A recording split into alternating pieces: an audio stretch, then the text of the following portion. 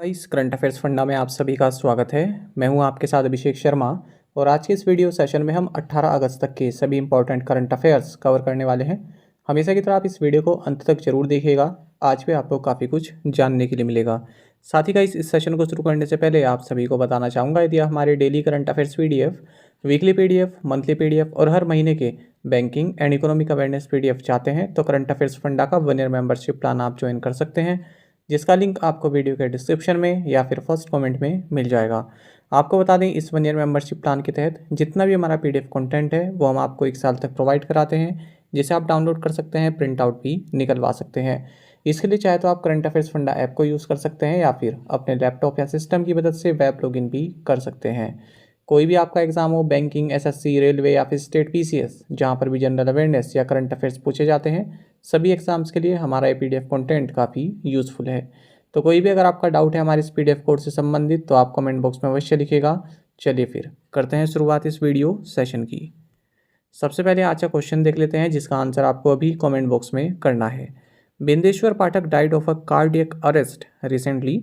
He is known for his work in which area. पूछ रहे हैं कि बिंदेश्वर पाठक का हाल ही में दिल का दौरा पड़ने से निधन हो गया। वह किस क्षेत्र में अपने काम के लिए जाने जाते हैं? ऑप्शंस देख लेते हैं। Building parks, heritage conservation, environment conservation या फिर पब्लिक टॉयलेट्स एंड सैनिटेशन। तो महत्वपूर्ण क्वेश्चन है, जल्दी से आप आंसर कर दीजिए, फिर हम आगे बढ़ते हैं। और इसी तरह क्वेश्चन यदि आप प्रैक्टिस करना चाहते हैं तो हमें टेलीग्राम पर जरूर ज्वाइन कर लीजिए। करंट अफेयर्स फंडा नाम से हमारा टेलीग्राम चैनल है।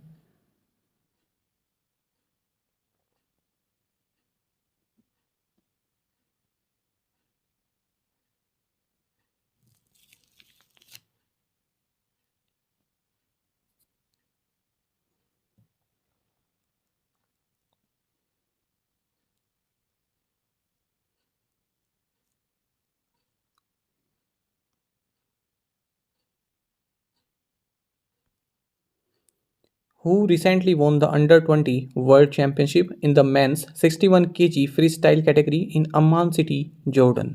हाल ही में अम्मान सिटी, जॉर्डन में पुरुषों के 61 किलोग्राम फ्री स्टाइल वर्ग में अंडर-20 विश्व चैंपियनशिप किसने जीती? ऑप्शंस आपके सामने है। सही आंसर ऑप्शन ए है मोहित कुमार।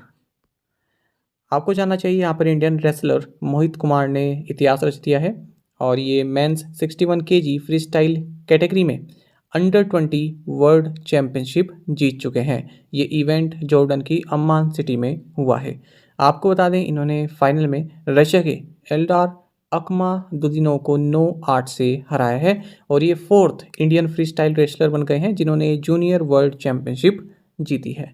आपको बता दें, भारत की ओर से, जैसा मैंने आपको पहले भी कहा, कि 4th मेल रेसलर हैं जिन्होंने इस अंडर-20 वर्ल्ड चैंपियनशिप में गोल्ड मेडल जीता है। इनसे पहले परविंदर चीमा, रमेश कुमार और दीपक पुनिया ये कारनामा कर चुके हैं। साथ ही आपको जानना चाहिए, इसी इवेंट में रजत रोहाल, इन्होंने कनाडा के करणवीर सिंह माहिल को 9-8 से हराकर ब्रॉन्ज मेडल जीता है मेंस 125 केजी कैटेगरी में। तो ये एक महत्वपूर्ण क्वेश्चन है, याद रखिएगा इसे। Mohit Kumar. What is the name of the sixth ship launched under Project 17A of the Indian Navy? भारतीय नौसेना के प्रोजेक्ट 17A के तहत लॉन्च किए गए छठे पोत का क्या नाम है? ऑप्शंस आपके सामने हैं। सही आंसर ऑप्शन सी है, विंध्यागिरी।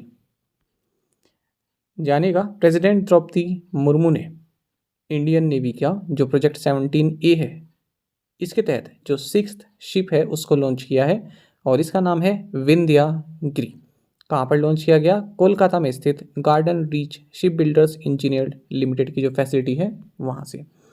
आपको जानना चाहिए, जो विंध्यागिरी है ये प्रोजेक्ट 17 अल्फा या प्रोजेक्ट 17A के तहत बनी है और हुगली रिवर के तट से इसको जो है फ्लैग ऑफ किया गया है, हरी झंडी दिखाई गई है। आपको जानना चाहिए, इसका जो नाम है विंध्यागिरी, ये कर्नाटक में जो विंध्यागिरी नाम से माउंटेन रेंज है उसके नाम पर पड़ा है। थोड़ा सा जान लेते हैं प्रोजेक्ट 17A प्रोग्राम के बारे में।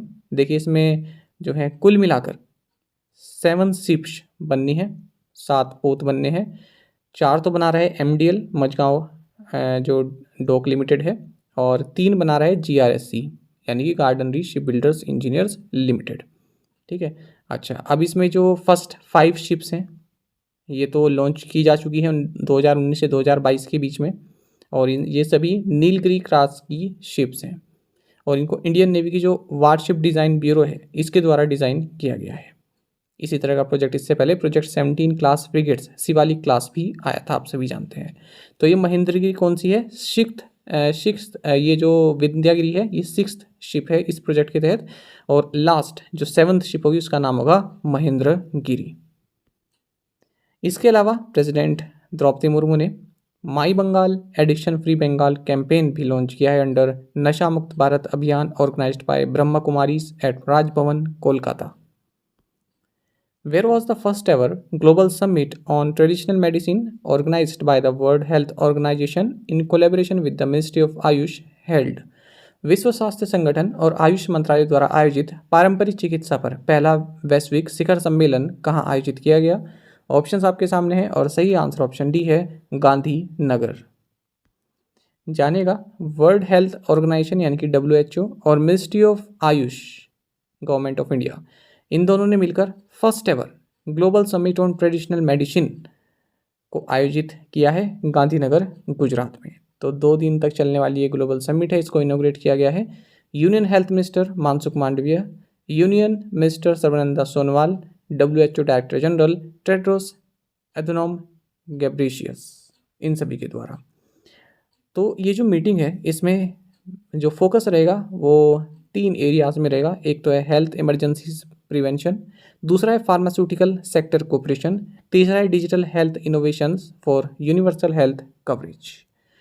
साथ ही आपको जानना चाहिए कि गांधीनगर गुजरात में ही G20 हेल्थ मिनिस्टर्स की मीटिंग भी हो रही है अंडर G20 इंडिया प्रेसिडेंसी, और इसी के तहत इंडिया और WHO global initiative on digital health भी लॉन्च करने वाले हैं। बाकी आप जानते हैं गुजरात के जामनगर में global centre on traditional medicine स्थित है या बन रहा है। In which organisation did VS Arunachalam serve as the former chairman? VS Arunachalam ने किस संगठन के पूर्व अध्यक्ष के रूप में कार्य किया है? ऑप्शंस आपके सामने है, सही आंसर ऑप्शन सी है, DRDO।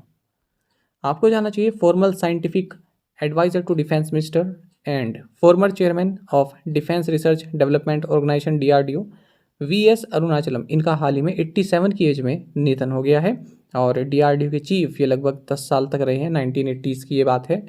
इन्होंने एक थिंक टैंक भी सेटअप किया जिसका नाम है centre for study of science technology and policy, CSTEP, Bengaluru में है ये। और अरुणाचलम को साल 1985 में पद्म भूषण से, साल 1990 में पद्म विभूषण से भी सम्मानित किया जा चुका है। वहीं DRDO का लाइफ टाइम अचीवमेंट अवार्ड इन्हें साल 2015 में प्राप्त हुआ। और ऑबिचुरीज देख लेते हैं। Former president of Jawaharlal Nehru centre for advanced scientific research MRS Rao, इनका भी 75 साल की उम्र में निधन हो गया है। इन्हें साल 2010 में साइंस एंड इंजीनियरिंग के लिए पद्मश्री से सम्मानित किया गया था। वहीं former India men's football team captain Mohammed Habib का भी हाल ही में 74 की एज में हैदराबाद में निधन हो गया है। आपको जानना चाहिए डॉक्टर अनिल पंत जो कि मैनेजिंग डायरेक्टर एंड CEO रहे एपटेक के, इनका भी हाल ही में निधन हो गया। वहीं Game of Thrones actor Darren Kent, British थे ये, इनका 38 की एज में निधन हो गया है। Which research institute launched the improved variety of the national flower lotus with 108 petals named Namo 108?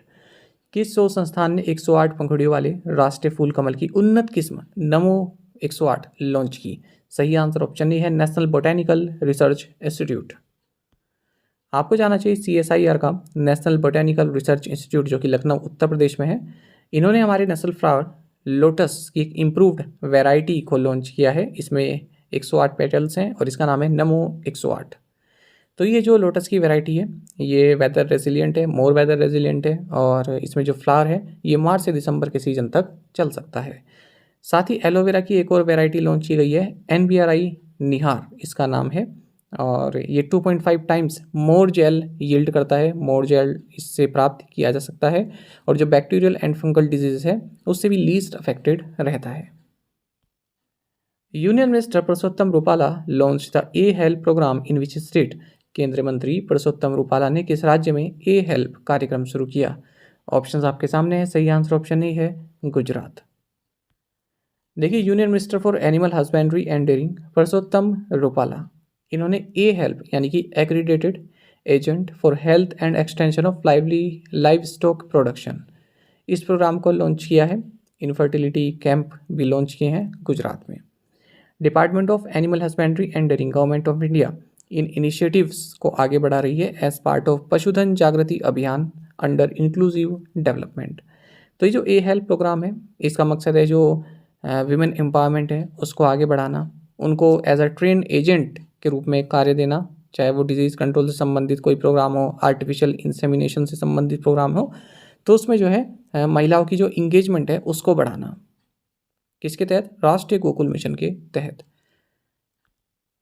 Which England cricketer has taken back his decision to retire from ODI cricket? England के किस क्रिकेट खिलाड़ी ने one day cricket संन्यास लेने का फैसला वापस ले लिया है? सही आंसर ऑप्शन बी है Ben Stoke.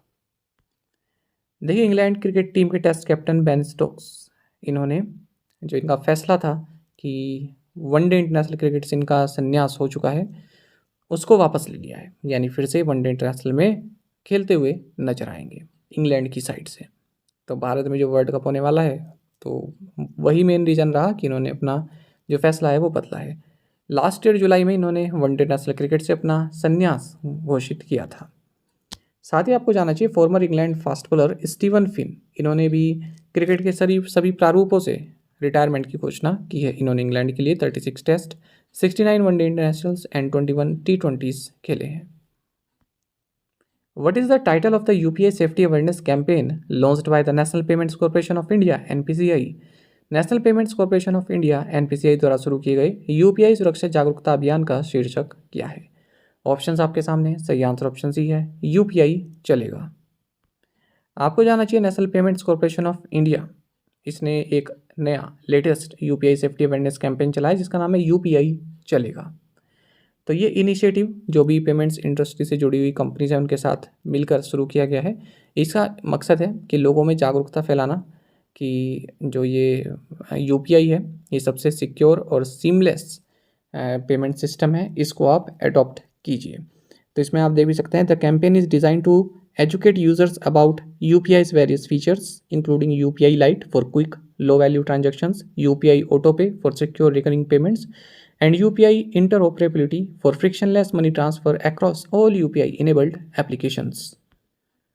Which state government will open CSP plus banking outlet in unbanked ग्राम पंचायत? कौन सी राज्य सरकार बैंक रहित ग्राम पंचायतों में CSP प्लस बैंकिंग आउटलेट खोलेगी? सही आंसर ऑप्शन ए उड़ीसा है। आपको जानना चाहिए, उड़ीसा कैबिनेट जिसकी अध्यक्षता चीफ मिनिस्टर नवीन पटनायक ने की, इन्होंने एक स्कीम को अप्रूव कर दिया है। ये स्कीम है कि जो भी अनबैंक्ड, यानी कि जहाँ पर जिन ग्राम पंचायत में जो है बैंक की सुविधा ज़्यादा नहीं है, वहाँ पर CSP यानी customer service point plus banking outlet को ओपन करना है। और इस तरह की जो है 4373 अनबैंक्ड ग्राम पंचायत से जहाँ पर ये आउटलेट खोले जाएंगे। और ये इनिशिएटिव लिया गया है 6 पब्लिक सेक्टर बैंक के साथ मिलकर। ये पब्लिक सेक्टर बैंक हैं state bank of India, Punjab national bank, UCO bank, union bank of India, bank of Baroda and bank of India. और इसके लिए गवर्नमेंट ऑफ उड़ीसा ने 500 करोड़ रुपए भी अलॉट किए हैं। बाकी आप जानते हैं उड़ीसा के बारे में, कैपिटल भुवनेश्वर है और गवर्नर गणेशी लाल है। Recently scientist of which institute of India have discovered a new star? हाल ही में भारत के किस संस्थान के वैज्ञानिकों ने एक नए तारे की खोज की है? सही आंसर ऑप्शन सी है, इंडियन इंस्टीट्यूट ऑफ एस्ट्रोफिजिक्स। देखिए, Indian institute of astrophysics IIA Bangalore, यहाँ के जो साइंटिस्ट हैं इन्होंने एक यूनिक स्टार डिस्कवर किया है जिसका नाम है HE 10051439। इसको क्लासिफाई किया गया है कार्बन इन्हेंस्ड मेटल पोर स्टार के तौर पर। ये जो इंडियन इंस्टीट्यूट ऑफ एस्ट्रोफिजिक्स है ये एक ऑटोनोमस इंस्टीट्यूट है under department of science and technology government of India. तो ये जो स्टार है इसका जो क्रिएशन है ये थोड़ा अलग है। लिखा है ना, the star which defies previous classification and challenge previous understanding of star formation processes show science of having being form through the combination of 2 different neutron capture process. तो ये जो स्टार है ये दो डिफरेंट न्यूट्रॉन कैप्चर प्रोसेस से बना है। एक तो है स्लो S-, दूसरा है intermediate I- neutron capture process. Elements beyond iron are created due to reactions in nuclear astrophysics called neutron capture process. ये आपके काम का नहीं है, केवल इतना काम का है कि जो इंडियन इंस्टीट्यूट ऑफ एस्ट्रोफिजिक्स है इन्होंने एक स्टार खोजा है जिसका नाम आप देख सकते हैं बस। In which city did the G20 film festival recently commence? हाल ही में G20 फिल्म महोत्सव किस शहर में शुरू हुआ? सही आंसर ऑप्शन सी है, न्यू दिल्ली। देखिए G20 फिल्म फेस्टिवल हाल ही में न्यू दिल्ली में स्टार्ट हुआ है और जो ओपनिंग फिल्म रही ये रही सत्यजीत रे की पत्थर पंचाली। ये कई बार स्टैटिक जीके में भी पूछ लेते हैं एसएससी जैसे एग्जाम में कि पत्थर पंचाली किस की जो है मूवी है, तो ये सत्यजीत रे की मूवी है, इनके द्वारा डायरेक्टेड मूवी है। और ये जो फेस्टिवल इसको इनोग्रेट किया गया है वेटरन एक्टर विक्टर बनर्जी और इंडिया के जो G20 शेरपा हैं अमिताभ कांत, इनके द्वारा ये फेस्टिवल 2 सितंबर तक चलने वाला है। इस फेस्टिवल का मकसद क्या है? To celebrate and showcase a vibrant और and collaborative partnership existing amongst the G20 and invited countries in the field of cinema. The festival is organized by the India International Center and the G20 Secretariat of the Ministry of External Affairs. How much is the monetary penalty imposed by RBI on Ordnance Equipment Factory प्रारंभिक सहकारी bank limited? RBI ने ordinance equipment factory प्रारंभिक सहकारी bank limited पर कितनी राशि का मौद्रिक जुर्माना लगाया है? सही आंसर ऑप्शन सी है, 3 लाख रुपीज़। आपको जानना चाहिए रिजर्व बैंक ऑफ इंडिया ने यहाँ पर 3 लाख रुपए की मॉनेटरी पेनल्टी लगाई है ऑर्डिनेंस इक्विपमेंट फैक्ट्री प्रारंभिक सहकारी बैंक लिमिटेड कानपुर उत्तर प्रदेश पर। किस लिए? For non compliance with specific direction issued by RBI under supervisory action framework. RBI ने 1 लाख रुपए का जुर्माना लगाया है विश्ववंतराव पाटिल मुरगुड सहकारी बैंक लिमिटेड मुरगुड महाराष्ट्र पर। किस लिए? For non compliance with the directions issued by RBI on exposure norms and statutory other restrictions UCBs. RBI ने 10,000 रुपये की मॉनेटरी पेनल्टी लगाई है Shivpur cooperative bank limited West Bengal पर। रीजन सेम है ऊपर वाला ही। आरबीआई ने 2 लाख रुपए की मॉनेटरी पेनल्टी लगाई है चिवलन urban cooperative bank limited Maharashtra पर। और रीज़न रहा है क्योंकि इसने आरबीआई के जो management and of advances and maintenance of deposit account से संबंधित डायरेक्शन है उनका अनुपालन नहीं किया है। Where was the international conference focused on preserving information integrity and public trust in elections held? चुनाव में सूचना अखंडता और सार्वजनिक विश्वास के संरक्षण पर केंद्रित अंतर्राष्ट्रीय सम्मेलन कहाँ आयोजित किया गया? सही आंसर ऑप्शन ए है, ब्राजीलिया ब्राज़ील। तो देखिए election commissioner of India Arun Goyal इन्होंने हाल ही में एक इंटरनेशनल कॉन्फ्रेंस में पार्टिसिपेट किया है। इस इंटरनेशनल कॉन्फ्रेंस ने फोकस किया है preserving information integrity and public trust in elections, इस टाइटल पर, इस थीम पर। यह कॉन्फ्रेंस ब्राज़ील में जो है होस्ट की गई है। किसके द्वारा? International foundation for electoral systems and tribunal superior electoral Brazil के द्वारा। What is the name of ShareChat's Independence Day campaign launched in association with the Ministry of Culture and the Ministry of Home Affairs? संस्कृति मंत्रालय और गृह मंत्रालय के सहयोग से शुरू किए गए शेयरचैट के स्वतंत्रता दिवस अभियान का नाम क्या है? सही आंसर ऑप्शन बी है, अनेकता में एकता। देखिए शेयरचैट ने ministry of culture and ministry of home affairs के साथ मिलकर इंडिपेंडेंस डे कैंपेन लॉन्च किया। इसका नाम रहा अनेकता में एकता। The campaign aims to celebrate and empower Indians by generating mass awareness and driving engagement on the platform through ShareChat's diversified solutions।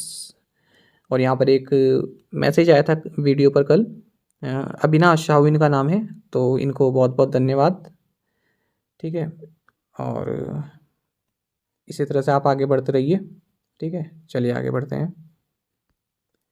What is the significance of sharing India stack between India and Trinidad and Tobago? Bharat और Trinidad और Tobago के बीच India stack साझा करने का क्या उद्देश्य है?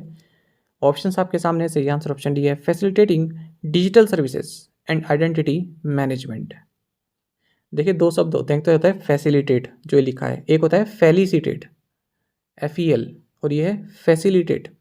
तो फैलिसिटेट का मतलब तो होता है जो पहले वाला मैंने बताया फैलिसिटेट, उसका मतलब होता है किसी को सम्मानित करना, और ये जो फैसिलिटेट है इसका मतलब होता है किसी प्रोसेस को जो है आगे बढ़ाना या स्मूथली उसको आगे करना। तो फैसिलिटेटिंग डिजिटल सर्विसेज को स्मूथली जो है आगे बढ़ाना या शेयर करना, इस तरह से। तो India and Trinidad and Tobago इन्होंने एक मेमोरेंडम ऑफ अंडरस्टैंडिंग साइन किया जिसके तहत इंडिया स्टैक को शेयर करेंगे। इंडिया स्टैक क्या है? A collection of open APIs, API की फुल फॉर्म भी पूछ ली जाती है, एप्लीकेशन प्रोग्रामिंग इंटरफेसेस। ठीक है, and digital public goods that aim to facilitate identity data and payment services on a larger scale. दोनों ही साइड जो हैं डिजिटल ट्रांसफॉर्मेशन के एरिया में कोऑपरेट करने के लिए सहमत हुए हैं। Capacity building training programmes, exchange of best practices, exchange of public officials and experts, development of pilot और डेमो सॉल्यूशंस एटसेट्रा। तो ये सभी टॉपिक्स पर ये सहयोग करेंगे। जून 2023 से ही भारत ने कई देशों के साथ जैसे कि Armenia, Sierra Leone, Suriname, Antigua and Barbuda, इनके साथ इंडिया स्टैक को शेयर किया है। जो यूपीआई है ये भी इंडिया स्टैक का ही हिस्सा है और आप सभी जानते हैं फ्रांस, यूएई, सिंगापुर, श्रीलंका में अब ये एक्सेप्टेड है यूपीआई। त्रिनिडाद एंड टोबैगो की बात करते हैं। कैपिटल पोर्ट ऑफ स्पेन है, करेंसी है Trinidad and Tobago dollar. What does Udgam stand for in the context of the RBI portal? RBI के पोर्टल के संदर्भ में उद्गम का क्या अर्थ है? तो आपको उद्गम की फुल फॉर्म बतानी है। ऑप्शंस आपके सामने है। सही आंसर ऑप्शन डी है, unclaimed deposits, gateway to access information. आपको जानना चाहिए रिजर्व बैंक ऑफ इंडिया के जो गवर्नर है शक्तिकांत दास, इनके द्वारा एक सेंट्रलाइज्ड वेब पोर्टल लॉन्च किया गया है। इसका नाम है उद्गम, UDGAM। इसकी फुल फॉर्म अगर हम जाने तो unclaim deposits, gateway to access information.